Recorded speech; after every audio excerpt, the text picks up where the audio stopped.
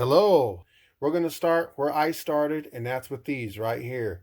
The basic rules of TSR Dungeons and Dragons. The basic rules and the expert rules. You can see in these books right here. This is where a lot of us started. Some of us started even before this. But I originally started in 1979. I was about 7 years of age. So I'll tell you how old I am. And this is where I got introduced. This is where I started playing, made my first character. There was a couple of local groups that were running campaigns that were friends of mine, and they invited me to their table. And I haven't looked back since. Where did you guys start? Where did you start playing? What version? Did you guys start with this? And if so, what are your memories? I had some really fond memories with this stuff. I'll share some of those right now. Now, I was brought into my very first group, and it was kind of interesting because everybody was so excited to start a campaign. It was a brand new one. We had a couple new people at the table, including myself. Again, I was only 7 years old at the time. A school friend of mine's older brother was the one running the campaigns. He had two older brothers, and both of them took turns playing as the DM. And they brought me into it, and it was a lot of fun. The brothers played. They had a sister that played, and there were various friends in our neighborhood that also were brought into it and played, and it was a lot of fun. Now, one of the things I remember most is people arguing about who wanted to play what. It was like a 20-minute argument because my friend's sister and another friend of ours wanted to play the cleric. And one of them was saying, well, I wanted to be the cleric. Well, you got to be the cleric last time. Well, I want to be the cleric this time. And it was just this huge argument on who wanted to play the cleric. And I'm like, wow, cleric must be a pretty fun thing to do. But they're making that big of a deal over it. So I got interested in the cleric, but that's not what I got to play right away. Of course, being a new player, which I think is somewhat of a stigma, but one that I think is kind of rightfully so. You can tell me if you feel different in the comment section. But of course, I was made a fighter. No, I was not Borg over here. Some of us know that's just what's in the book here. But I was made a fighter, and that's where my adventure started. And then in later versions of the game, that's when I discovered the paladin, and I started playing as a paladin as my main character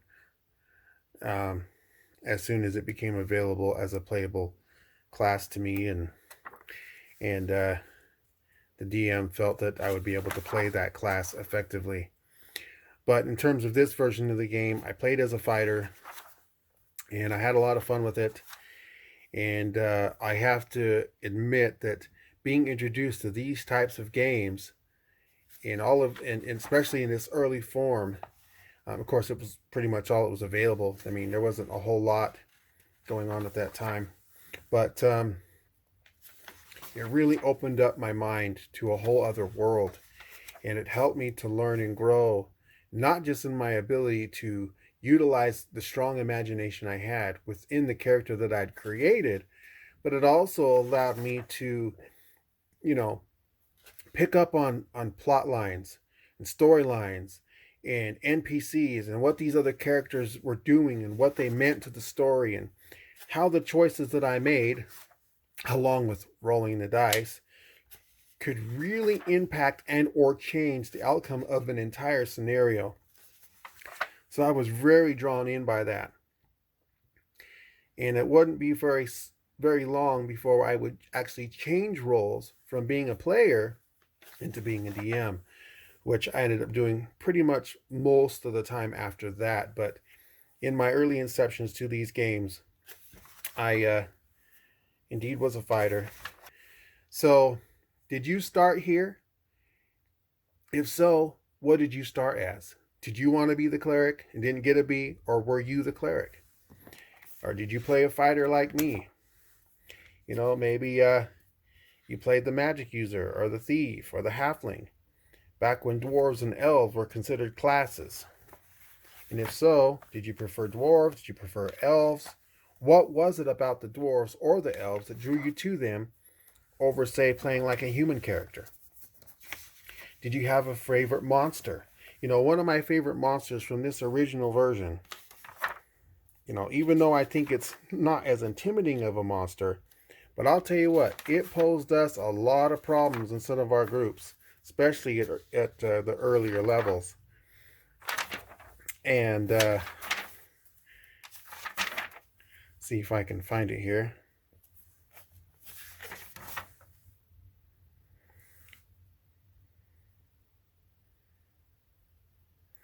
And that monster was none other than the rust monster. I don't know how many times we'd have to encounter the rust monster, and every time it was dismal. I mean, this thing had a way. I mean, goodbye metal armors, goodbye metal weapons.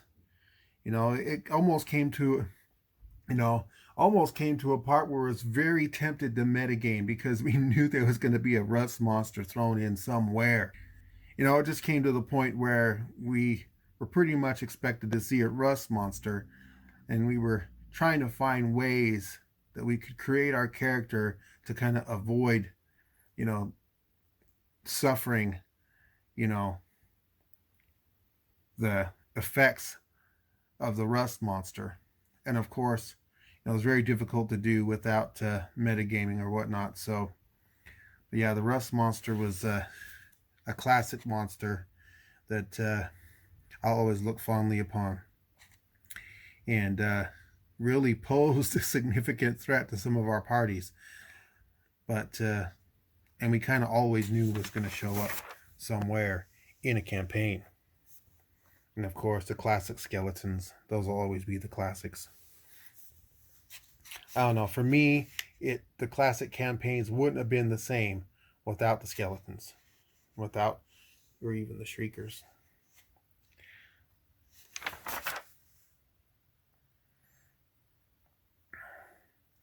So there you have it. This is my inauguration into Dungeons and Dragons, which is the very first, and I'm sure for many of you, tabletop RPG D20 style game that I have ever played.